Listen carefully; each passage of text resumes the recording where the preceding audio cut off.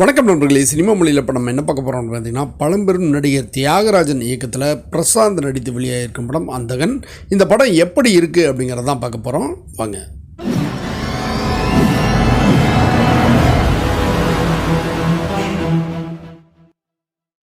Piano இசைக்கலைஞர் பிரசாந்த் பிரியா ஆனந்தோட மதுக்கூடத்தில் இசைத்துக் கொண்டிருக்காரு. அங்கே பிரபல நடிகர் கார்த்திகோட அறிமுகம் கிடைக்கிது. அதனால் அவர் வீட்டுக்கு பியானோ இசைக்க போகிறாரு. அங்கே போனால் அவர் கண் முன்னால் ஒரு கொலை நடக்குது. அதன் பின் பல சிக்கல்கள், அவை என்ன, அவற்றின் முடிவுகள் என்ன என்பதை சொல்வது தான் அந்தகன். சில ஆண்டுகளுக்கு பின் திரையில் தோன்றுகிறார் பிரசாந்த். நிஜத்திலும் பியானோ இசைப்பவர் அப்படிங்கிறதால அவருக்கு மிக பொருத்தமான வேடம். அதில் கட்டுக்கோப்பான உடலுடனும் கச்சிதமான நடிப்புடனும் கவர்றாரு. பார்வை தெரிந்தும் தெரியாது போல் நடிக்கும் காட்சிகளில் கைத்தட்டல் பெறாரு. பார்வை தெரியாமலே போகும் காட்சிகளில் இன்னும் சிறப்பு. அவர் நடிக்காமலே இருந்திருக்கலாம் என்கிற விமர்சனங்களை முன்பே எழுதி வைத்து கொண்டு காத்திருப்பவர்கள் முகத்தில் கரிய பூசியிருக்காரு. துள்ளல் நாயகி என பட்டம் கொடுக்கலாம் போல் வராரு பிரியானந்த். அவருக்கு குறைவான வாய்ப்பு தான் அப்படின்னாலும் நிறைவாக தன் இருப்பை பதிவு செஞ்சிருக்காரு. நாயகியாக இருந்து நடிப்பால் மிரட்டிய சிம்ரனுக்கு இந்த படத்தில் எதிர்மறை வேடம்.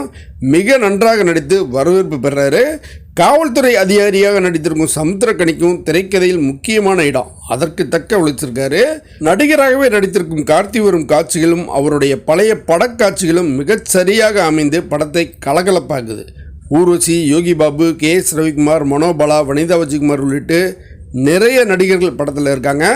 படத்தின் அடுத்தடுத்த நகர்வுக்கு உறுதுணையாகவும் இருக்காங்க. ரவி யாதவின் ஒளிப்பதிவு படத்தின் இன்னொரு திரைக்கதை போல் அமைந்து படத்துக்கு பலம் சேர்த்திருக்கு. சந்தோஷ் நாராயணன் இசையில் கண்ணிலே என் காதலும் உள்ளிட்ட பாடல்கள் இதம். பின்னணி இசையிலும் காட்சிகளுக்கு வலு சேர்த்திருக்காரு. ஒரு வலிமையான வெற்றி பெற்ற கதையை கையில் எடுக்கும்போது அது மாதிரி இது இல்லை என்று மிக எளிதாக சொல்லிவிடுகிற ஆபத்தை எதிர்கொண்டு வெற்றி கண்டிருக்காரு இயக்குனர் தியாகராஜன்.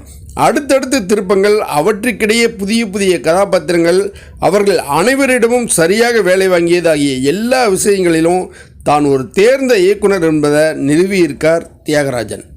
மற்றும் ஒரு நிகழ்வில் சந்திப்போம். நன்றி.